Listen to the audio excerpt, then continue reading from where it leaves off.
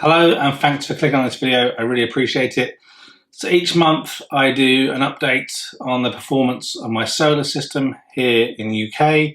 I'm in the Worcestershire area and I have a kind of southeast facing roof that has 30 Pymar 300 watt panels on there, so I have a total of 9 kilowatts panels, and that is paired with a SolarEdge HD Wave 6000 6 kilowatt inverter, and also connected to that I have a Tesla Powerwall 2 as well as a My Energy Eddy to kind of handle surplus solar heating of my water, and a My Energy Zappy Generation 1 to utilise the surplus and on-demand charging for my electric vehicle, which happens to be a Tesla Model S. And I also use Octopus Energy as my electricity provider to enable me to use cheap electricity in between 12:30 and 4:30 AM in the morning. So that's kind of what this system is all about. So let's talk about the performance for August 2019.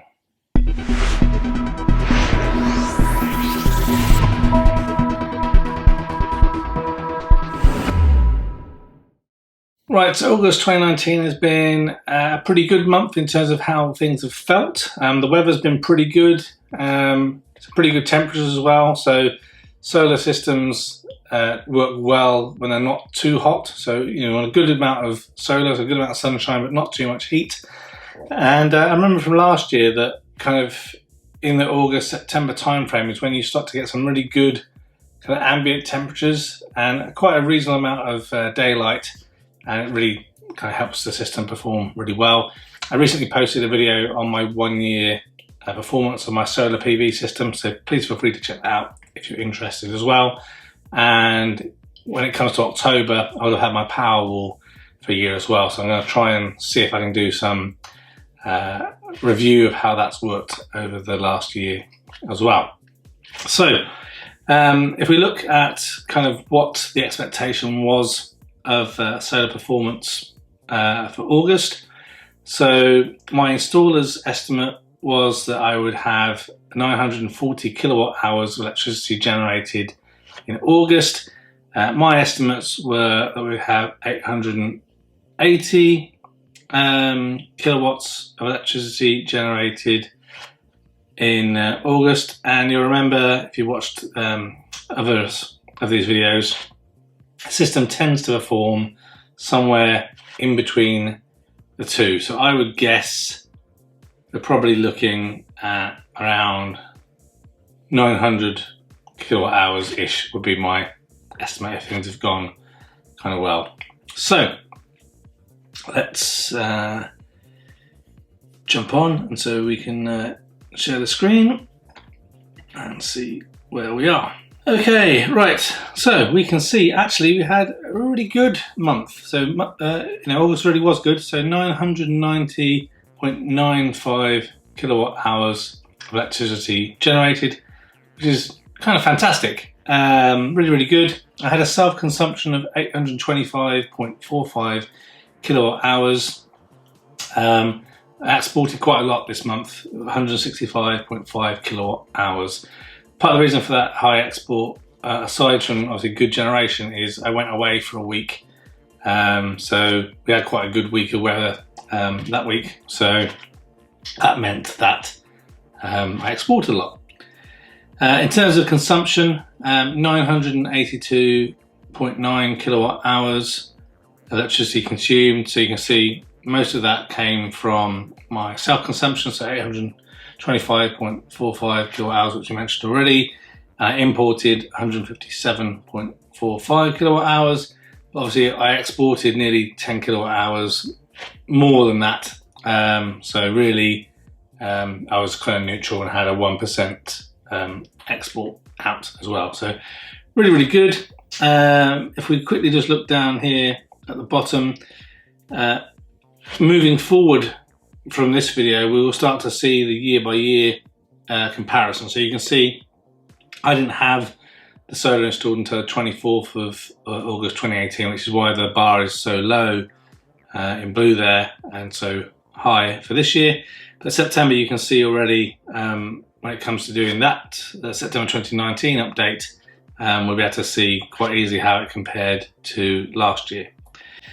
Right, so let's just scroll back up again, and you can see here from the bar chart we had a couple of high consumption days. These were times predominantly where I charged the car overnight, and we had a couple of crappy days of weather, which is why the power will also pulled from the grid to charge things up a little bit. And you can see towards the end of the month where we have lots of that green solar production and lack of self-consumption. That's where I was away. So let's jump through the day by day and see how things look. So you can see we start off the month, I guess the end of July wasn't that great there, which is why we've got some pull coming in from the grid to kind of get us going. A kind of a sketchy overcast day on the 1st, so not too bad. We obviously did manage to consume pretty much all of it, so 26.96. So we probably did charge the Powerwall fully that day. Let's see how they look for the next day.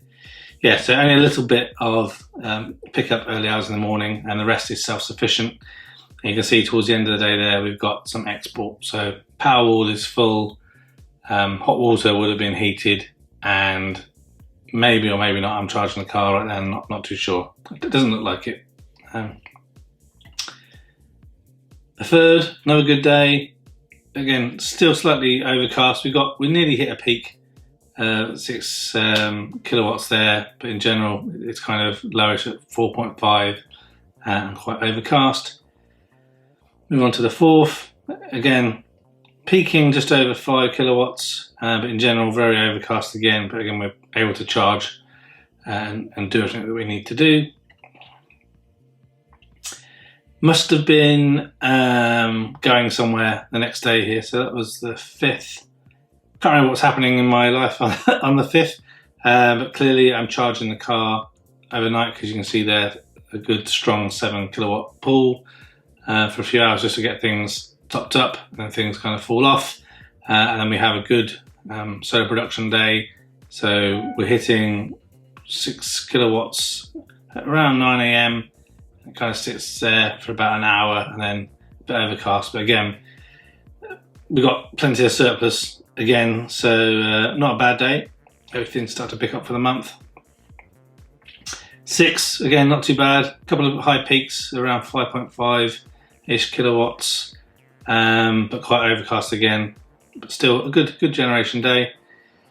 Similar kind of story on the 7th as well. So again, we're getting this continual theme that, you know, August is a good month, not amazing, so lots of cloudiness, but good generation anyway, meeting all of our needs. A couple of high peaks there, not quite sure what is going on with that excess consumption happening there. It could be that when the car is charging, the way the Zappi works is there's like a 30-second kind of polling period. So if it kind of goes cloudy or whatnot, it's still pulling more than the solar and perhaps the battery can provide at that specific point for 30 seconds. That could be the reason for that one there. But again, a nice solid day. We're getting some peaks up there at 6 kilowatts, which is fantastic. On to the 9th. Another starts off strong. It's kind of weird. It must have been really overcast in the morning, and then suddenly the sun breaks through around 8:15, and we get some pretty strong production throughout the day.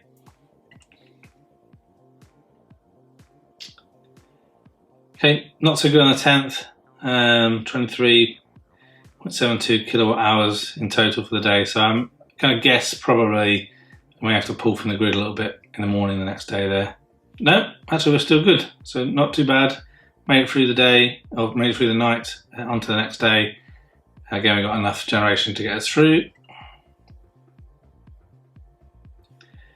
Little bit going on here. So if I remember correctly, because the solar hadn't been very good, I did boost the hot water a little bit in the early hours of the morning.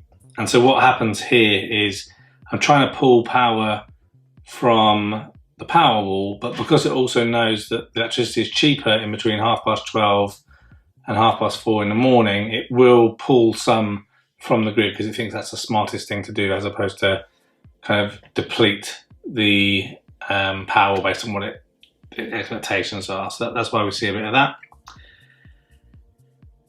13th, again, not too bad, 38 kilowatt hours throughout the day. And then you can see here that the 14th was a terrible day. I'm not quite sure what's going on here and why we can't provide.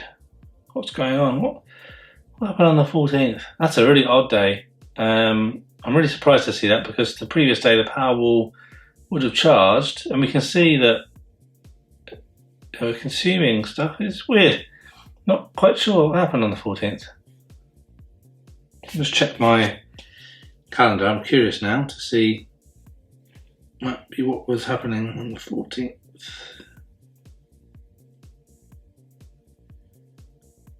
The 14th was Wednesday. Nothing special happening then. So yeah, not quite sure what happened there, but that's a weird day. Weird day. Across the 15th, so again we're doing a bit of charging the power wall, I think hot water again in the early hours of the morning, and then plenty of surplus again towards the latter half of the day, even though it is, again, very cloudy. We can see it's so spiky, but it does what it needs to do. Nearly 40 kilowatt hours in the day. Again here, I'm not sure why we're getting these odd spikes. So this is happening around 1845.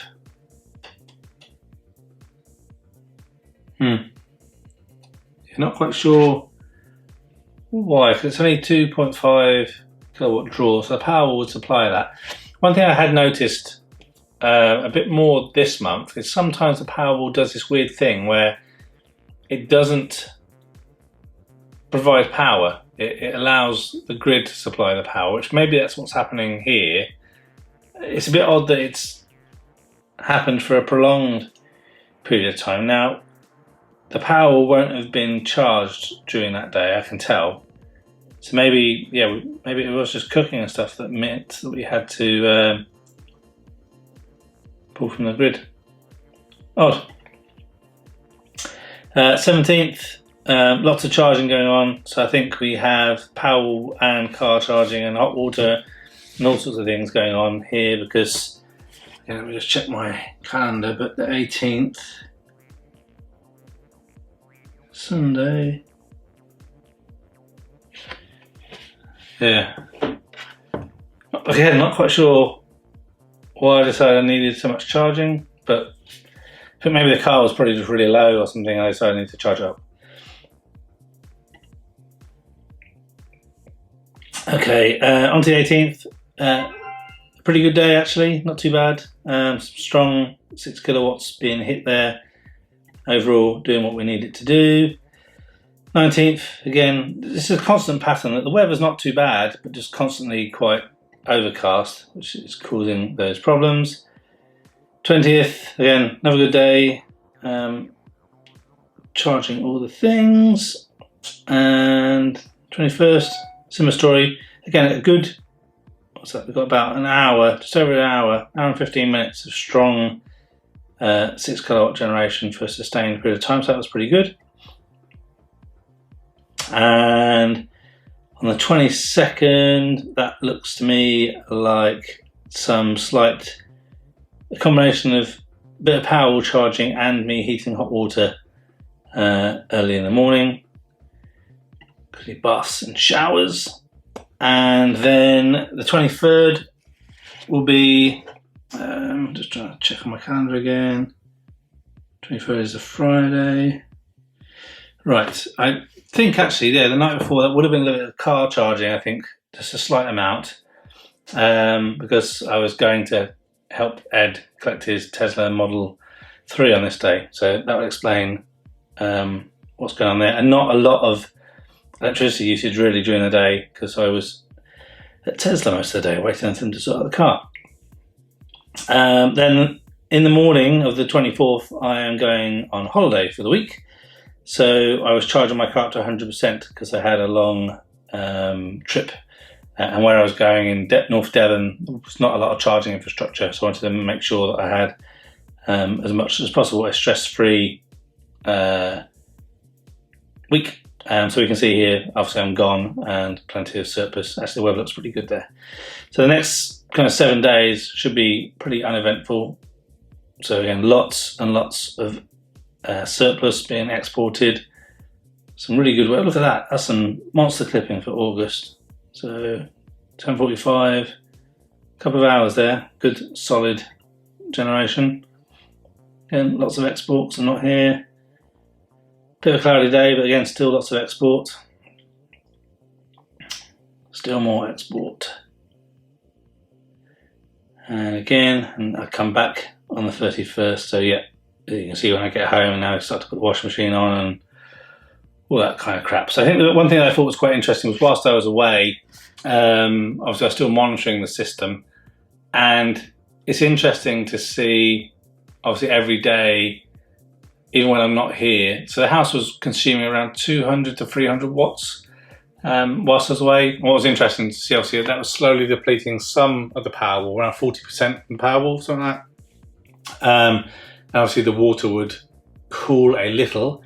And so obviously this solar generation above that 200, 300 watts, obviously then top up that 40% in the Powerwall, heat up the water a little bit, and then go out. So even though the house is unoccupied, because of the ability to store the solar generation and stuff, I'm still consuming around 20 kilowatt hours a day, which to me it seems like quite a lot, even though it doesn't really matter, it doesn't cost me anything. But yeah, I was just kind of surprised. I didn't really think it through, the fact that obviously I'm topping up the battery every day, even though it just seems obvious as I'm talking about now, but still interesting to see kind of what kind of consumption we get when we're not in the house. And that's it. So that was the end of the month. So that's pretty straightforward. We'll talk a little bit now about kind of how things worked in terms of the Powerwall and the Eddy and the Zappy, if we can. I say if we can, even though I know we can't. So I'll tell you what I can tell you, and then I'll bitch and moan about the other things. So first thing I will mention is that obviously since, because it's now the 3rd of September, it's been a few days since meter readings everything for my gas and electricity. So I know how much my gas and electricity cost me in August, so I can share that with you. So my gas was £5.43. Basically, I used 1 kilowatt hour of gas in a month. Not quite sure why we did that. Maybe we had to boost the gas for some reason. I can't remember. So most of that charge is actually standing day rate charge, and then the electricity usage cost me £10.46. And again, most of it is just a month's standing charge for just a little bit of grid pool. So again, I think that's pretty damn good. Basically, that's 15 odd quid for a month for gas and electricity. When I wanted to look at the Powerwall, as you see on the screen here, they've done an update to the Powerwall software, the Tesla software. Actually gives you a bit more granularity on kind of how things are performed each month, but they've screwed up the information on how much electricity went into the Powerwall. So I can see that in August, I got 275 kilowatt hours of energy out of the Powerwall throughout the whole month, but they think that only 28.5 kilowatt hours of energy went into the Powerwall, which I know isn't true, and there's no way you can only put 28.5 in and get 275 out. And when I looked at kind of last month's stats, I can see that when I took a screenshot of the old app readout, and you can tell that it's all kind of screwed up. So there just seems this pattern lately of people updating their apps and basically screwing things up, which is screwing up my system, which kind of sucks. So yeah, so I can tell you that I had 275 kilowatt hours of energy out of my Powerwall, which is good. I can't tell you what the efficiency was like I normally do, because I can't tell how much went into the power. Unfortunately, similar kind of story actually with my Energy Eddy. So because I got back on the 31st, I went to a party. I was just really tired basically when I got back, and I forgot to check the Eddy before I went to bed, because when you look at the Eddy, basically it tells you today's and yesterday's and the week and the months and the year's performance, but it doesn't show you historical data on the Eddy itself. So what I normally do is, before going to bed on the last day of the month, I check what it says, take a picture of it, then I have it for this update. But I thought not to worry, I will use the My Energy app, because I remember seeing a drop down for like last month, and I select that, and basically there's no data there, it just all goes black. So that's crap. So I can't tell you how much energy went into the water, unfortunately. I can tell you that how much kind of power went in and everything to the car though. So charging my Tesla Model S from the Zappi, I can tell you that 81.47 kilowatt hours went in from the grid, which is 39% of the energy put in there, and 61% of the energy came from solar or from the battery. So 128.80 kilowatt hours went in that was kind of green energy. So a total of 210.27 kilowatt hours electricity put into the car in the month. So that's kind of how things stand for August 2019. I hope these videos continue to be helpful. You guys tend to say that you like seeing how people's systems perform, so there you go. This is how things have gone for me. Let's see how things are in September. I'm hoping to see hopefully some app stuff gets fixed. Hopefully I remember to take some better pictures at the My Energy screen, because the app still is sucking. But as always, please kind of share your experiences with your system in the comments, so we can all kind of see and compare how things are working. And also, maybe are you having the same issue with your apps if you're using similar apps to me? So that's it. That was August 2019. Have a good one. Thanks for watching this video. A thumbs up would be really appreciated. If you're interested in other geek type videos, please consider subscribing to Spectrum Geeks. Why not also follow us on Facebook, Instagram and Twitter? And before you leave, why don't you check out one of these other videos that may be of interest. Thanks again for watching.